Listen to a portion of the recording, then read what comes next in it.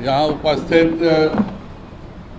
जिला अध्यक्ष अभिषेक जी, प्रदेश के महामंत्री संजीव चौरसिया जी, प्रदेश के उपाध्यक्ष मिथिलेश तिवारी जी, मीडिया के हमारे प्रभारी अशोक भट्ट जी, राजू जी और हमारे प्रेस के साथियों, आज पार्टी की योजना के तहत पटना महानगर जिले की बैठक करने में यहाँ उपस्थित हुआ हूँ और विभिन्न पार्टी के संगठन के पदाधिकारियों से हम लोगों की लगातार बैठकें चल रही हैं। यह पार्टी की अपनी एक इंटरनल परंपरा है कि हम लगातार अपने पार्टी के भी प्रमुख कार्यकर्ताओं से वार्ता करते हैं और उसी के तहत मैं यहाँ आया था। आज पटना की जो स्थिति है वह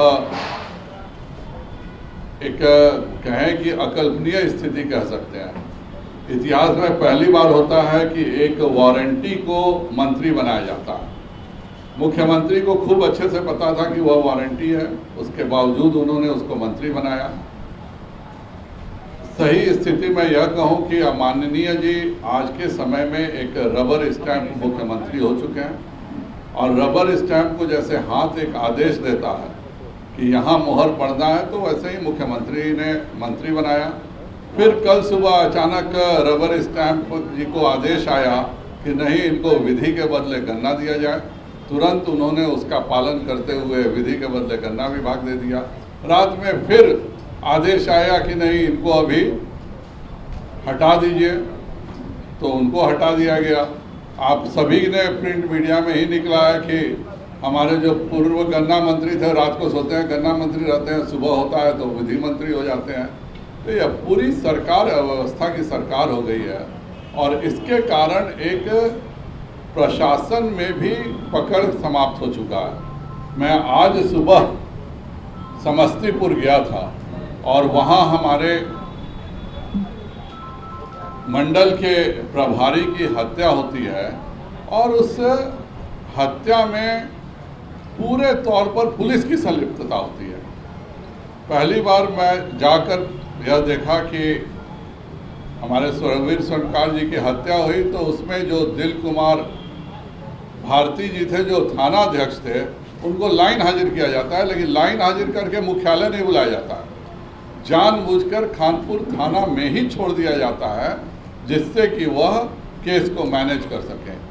उस परिवार पर इतना प्रेशर डाला जाता है कि वह तीसरे दिन जाकर के FIR होता है जब हमारे सब प्रमुख लोग जाते हैं। तो इतना ही नहीं, जिस परिवार में हत्या हुई है उस परिवार को सुरक्षा के नाम पर एक चौकीदार तक नहीं दिया जाता है। और यह हत्या इसलिए होती है क्योंकि उनका दामाद जो था उसने शराब के माफिया के खिलाफ बात कही थी। शराब माफिया जो था मोहम्मद दानिश, उसने उसके पूरे कोचिंग इंस्टीट्यूट पर पत्थरबाजी किया। FIR हुआ। उस FIR से मोहम्मद दानिश को जेल जाने से बचाने के लिए थाना प्रभारी ने एक डॉक्टर बच्चे को, जो पावापुरी में मेडिकल कॉलेज में पढ़ता था, उसके नाम से वारंट इशू किया पुणे के इंजीनियर के नाम से और झुका करके समझौता कराया। और तब तक सरकार हाथ से चली गई तो इन लोगों को लगा कि यही मौका है और हमारे कार्यकर्ता की हत्या कर दी जाती है। इस पूरे खेल में केवल वह दानिश ही शामिल नहीं है बल्कि वहाँ का थाना अध्यक्ष और सदर का DSP, तीनों ने मिलकर यह साजिश रच करके हत्या का अंजाम दिया। और हमने भी 8 तक का समय दिया है। अगर 8 सितंबर तक हत्यारों को नहीं पकड़ा जाता है और पूरे कांड का उद्भेदन नहीं होता है तो हम वहाँ पर भी आंदोलन करेंगे। ठीक है, आपका कोई प्रश्न हो तो पूछ सकते हैं। मांग करेंगे कि बाकी जो और मंत्री हैं, जैसे जिन पर आरोप लगा है, उन पर भी कार्रवाई हो। इस सरकार में 75% मंत्री दागी हैं। अब घट करके एक मंत्री के हटने से 72% मंत्री दागी हो गए हैं।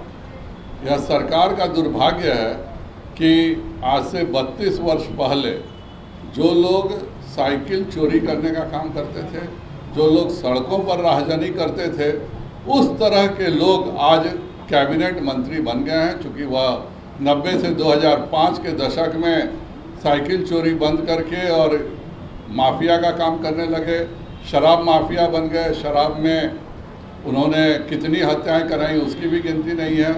और यह एक दिक्कत है कि आज के माननीय जो हमारे रबर स्टैंप मुख्यमंत्री जी हैं, उनके जीवन का एक ही सपना है कि वह लाल किले पे तिरंगा फहराएं, और उसके लिए बेचारे दूसरे प्रदेश के मुख्यमंत्री को ही बुलाते हैं, लेकिन मुख्यमंत्री 3 बार बेचारा वह बाँह खींचता है, कुर्ता खींचता है, तो भी नहीं बैठते हैं कि जहाँ पे भी प्रधानमंत्री शब्द सुन लेते हैं तो वो खड़े रहते हैं, बैठने की जहमत वो नहीं करते हैं। आपने बड़ा आरोप लगाया साइकिल चोर आज मंत्री हैं।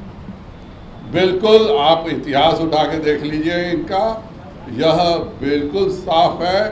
जिस तरह की घटनाएं घटती थी और जिस तरह का इनका इतिहास रहा है, पटना से लेकर गया तक, उनके इतिहास की जांच कीजिए। इस तरह के तत्व, असामाजिक तत्व आज कैबिनेट मंत्री बने, इससे शर्म की बात बिहार के लिए कुछ नहीं हो सकती है। आ रहे हैं, क्या लगता है सीमांचल की जो समस्याएं हैं, खास करके सीमांचल में हिंदू और अल्पसंख्यक, क्या उन बातों को भी आप लोग रखेंगे? माननीय गृह मंत्री जी का कार्यक्रम हमारे एक रूटीन कार्यक्रम के तहत है, यह कोई विशेष कार्यक्रम नहीं है।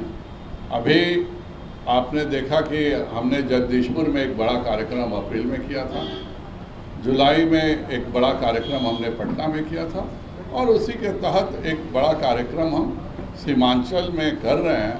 पर जाहिर बात है, जब हमारे माननीय गृह मंत्री जो निवर्तमान राष्ट्रीय अध्यक्ष भी हैं वह आएंगे तो हमारे सभी कार्यकर्ताओं से भी मिलेंगे, हमारे प्रमुख कार्यकर्ताओं से मिल करके, और सीमांचल क्षेत्र की जो समस्याएं होंगी उसमें जिन पर मुद्दों पर केंद्र सरकार अपना हस्तक्षेप कर सकती है वह निश्चित करने का काम करेंगे, क्योंकि कानून व्यवस्था से बिहार सरकार को मतलब तो रहा नहीं।